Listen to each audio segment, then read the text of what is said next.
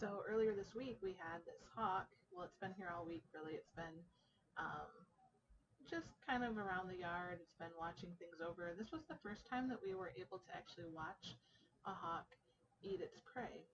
So this is the beginning when I first saw it outside, and you'll see the little nuthatch on the peanut feeder. He just stays here still as can be through I think almost 15 minutes. I've cut the video so that you don't have to watch it all, but it took this hawk about 20 minutes to catch the bird, and then he sits here and he plucks the feathers first, and at the end you'll see him fly away. And when he flies away, you see a whole bunch of feathers kind of like come up from his wings, but he did take the carcass with him. I think this to be a Cooper's hawk or a Sharp Shinned hawk, and I'm not really great with my identification of them. I'm open to others. Um, you see my little nuthatch is still there, and there were a few other birds that were just kind of frozen in place around in the feeder area, but most everybody had vacated. And so right now this nuthatch is getting ready to fly away.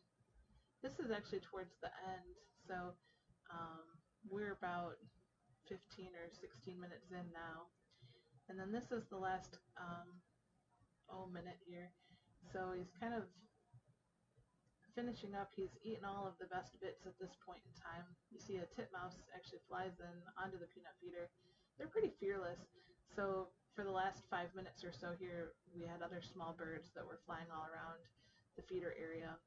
Now, what the video doesn't capture is that coming in from the left-hand side was a flock of turkeys, of male turkeys.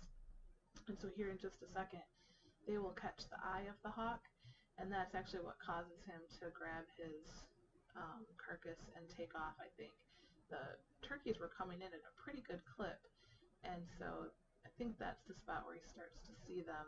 They were a distance off, and then they were getting closer. And then he's going to fly up here in just a second. You'll see all of the feathers scatter. He did land not that far away, and we think he adjusted his talons, and then he took off probably for a better spot for him to sit and perch.